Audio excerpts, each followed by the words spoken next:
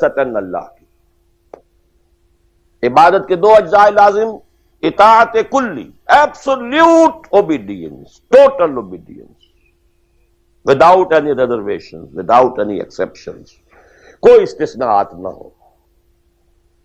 زندگی کا ہر گوشہ، زندگی کا ہر پہلو، ظاہری ہو، باطنی ہو، داخلی ہو، خارجی ہو، انفرادی ہو، اجتماعی ہو، عائلی ہو، قومی ہو، سیاسی ہو، ہر اعتبار سے اللہ کی اطاعت، اور یہ اطاعت ہو اللہ کی محبت کے جذبے سے سرشار ہو کر، اور ان دونوں چیزوں میں اللہ کے ساتھ نظری طور پر، ثانوی طور پر، عملاً اولاً محبت رسول اور اطاعت رسول شامل ہے۔ تین چیزیں ضمنی ہیں، اور یہ ضمنی چیزیں ایکسکلوسیو اللہ کے لیے، خالص اللہ کے، یہ رسول کے لیے نہیں ہے۔ نمبر ایک، تعظیم کے کچھ مظاہر ہیں، سجدہ کرنا، قنوت، تعظیماً کسی کے سامنے کھڑے ہونا، ہاتھ باندھ کر، کندھے جھکا کر، یہ قنوت کہلاتا ہے۔ کھڑے ہونا تعظیماً، جھکنا تعظیماً، جس میں رکوع بھی ہے، سجدہ بھی ہے، مطلقاً حرام کسی کے لیے نہیں، یہ صرف اللہ کے لیے۔ یہ مینیفیسٹیشنز ہیں اس کی، عبادت کا مظہر ہے۔ فَقُومُوا لِلَّهِ قَانِتِينَ، اللہ کے سامنے کھڑے رہا کرو، سجدہ کرو، یہ اللہ کے سوا کسی کے۔ نمبر دو، دعا صرف اللہ سے، نہ کسی نبی سے، نہ کسی رسول سے، نہ کسی فرشتے سے، نہ کسی اولیاء اللہ سے، نہ کسی بزرگ شخصیت سے، کسی سے نہیں۔ لا تدعو مع اللہ احدا، رسول سے بھی نہیں۔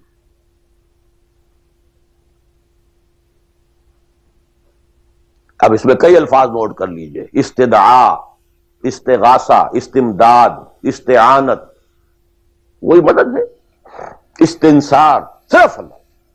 ہاں، مادی قوانین کے تحت فزیکل ورلڈ میں ہم مدد مانگ سکتے ہیں، ذرا مجھے ایک گلاس پانی لا دیجئے، مجھے ذرا یہ کر دیجئے، معلوم ہے پانی ہے، یہ جائے گا لے آئے گا۔ لیکن بالغیب مدد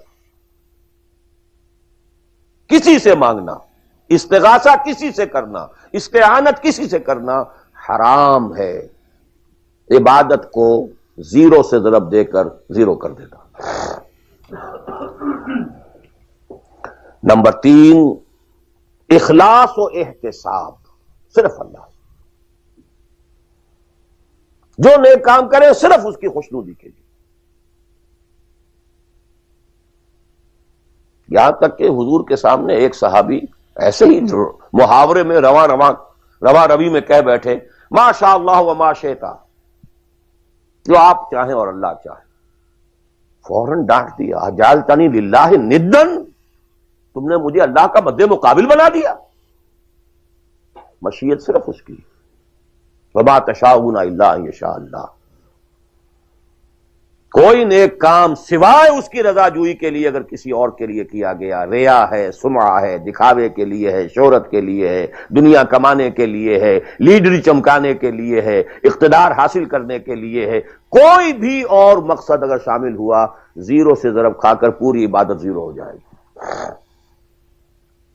احتساب، بدلے کی توقع صرف اللہ سے۔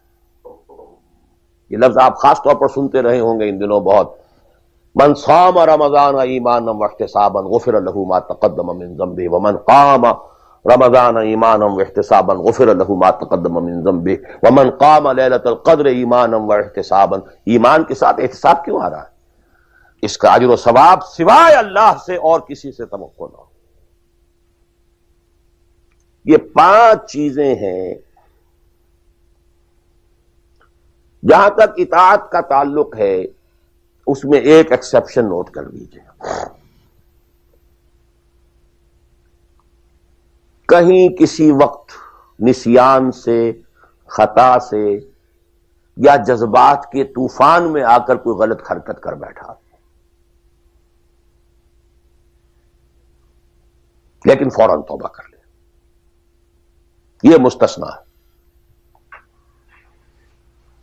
میں نے 3 الفاظ کہے. خطا، آپ نہیں سمجھتے تھے کہ جو میں کرنے چلا ہوں یہ ڈس اوبیڈینس ہے، آپ کو پتہ ہی نہیں تھا، خطا ہوگی. نسیان، بھول گئے.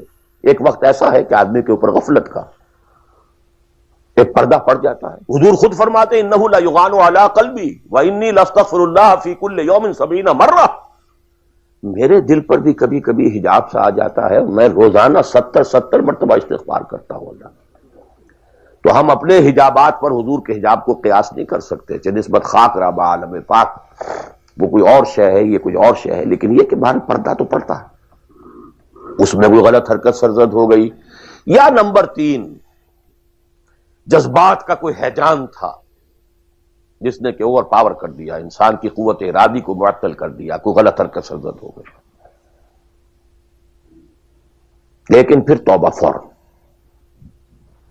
انما التوبۃ علی اللہ للذین یعملون السوء بجہالۃ ثم یتوبون من قریب.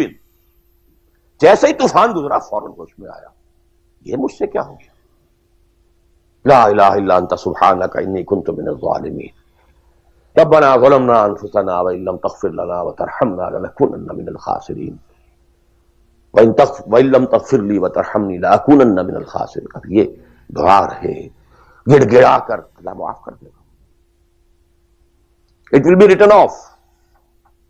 It will be expunged. محو کر دیا جائے گا. یکفر عنہ سیئاتہ، اس کے معنی یہی ہے. ہاں اس کے برعکس اگر ایک گناہ بھی جان بوجھ کر مستقلاً کرتے رہے، ایک، باقی ساری 99% عبادت ہو رہی ہے، ایک حرام شے کو اپنے لیے حلال ٹھہرا لیا، شعوری طور پر، ارادی طور پر، مداومت کے ساتھ اس کے اوپر ڈیرے جما لیے، وہ ایک گناہ جو ہے وہ پوری عبادت کو 0 سے ضرب دے کر 0 کر دے گا، اور خلود فی النار، آگ میں ہمیشہ رہنے کی وعید. بلا من کسب سیئۃ واحاطت بہ خطیئتہ فاولئک اصحاب النار هم فیہا خالدون. ان پوائنٹس کو اچھی طرح نوٹ کیجئے. خطا خطا میں فرق ہے، گناہ گناہ میں فرق ہے. ایک گناہ غیر شعوری طور پر ہو گیا، خطا سے ہو گیا، نسیان سے ہو گیا، وقتی طوفان جذبات کا، کسی ایسی محفل میں تھے، مجلس میں تھے، کھو گئے، غلطی ہو گئی، فوراً متنبہ ہو گئے فوراً. یہ اور ہے. جیسے کہ آدمی، مجھے اچھی طرح یاد ہے ایک مرتبہ، اور میں بھولتا نہیں اس واقعے کو، میں میڈیکل کالج میں پڑھ رہا تھا تو ایک سائیکل پر جا رہا تھا کالج، اور سلپری تھی روڈ. جب سائیکل سلپ کرتی ہے تو پتہ نہیں چلتا میں کب گر گیا. گرا ہوں لیکن مجھے پتا اس وقت چلا جب اٹھ چکا تھا میں کہ میں گرا تھا، کیونکہ آدمی وہ پڑا نہیں رہتا، فوراً اٹھتا. یہ جو ہے فوراً اٹھنا، ثم یتوبون من قریب، یہ بھی بعد میں معلوم ہوتا کہ میں گرا تھا جبکہ اٹھ چکا ہوتا ہے. اتنا انسٹنٹینیس ہوتا ہے. یہ ہے یتوبون من قریب. اور اس کو اللہ نے اپنے ذمے، انما التوبۃ علی اللہ، اللہ کے ذمے ہے یہ کہ وہ ایسے شخص کی توبہ قبول کرے. انما التوبۃ علی اللہ للذین یعملون السوء بجہالۃ ثم یتوبون من قریب. بہرحال یہ ایک اس کی ضمنی بات تھی کہ اطاعت کلی کے ضمن میں ان دونوں چیزوں کو ذہن میں رکھیے. گناہ کا ہو جانا،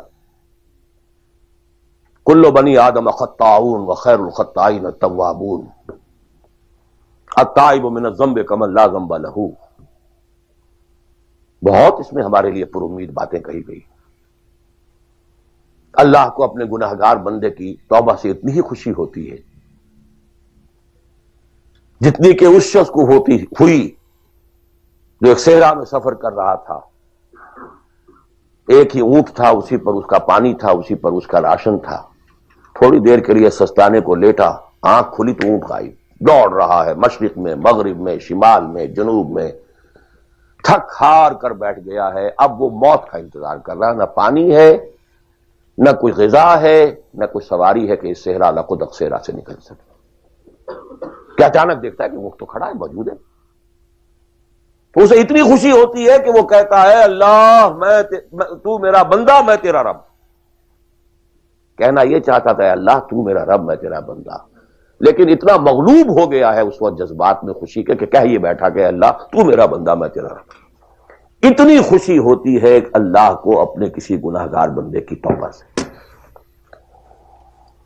تو یہ وہ ہے وہ مسئلہ عارضی، فوری، لا علمی، جہالت، طوفان یا کسی ماحول کے فوری اثر کے تحت کوئی غلطی ہو گئی فوراً توبہ کی. لیکن یہ کہ اگر جان بوجھ کر کانشس ڈسیژن ایک حرام شے کو بھی اگر مستقلاً اختیار کر لیا، بلا من کسب سیئۃ واحاطت بہ خطیئتہ فاولئک اصحاب النار هم فیہا خالدون.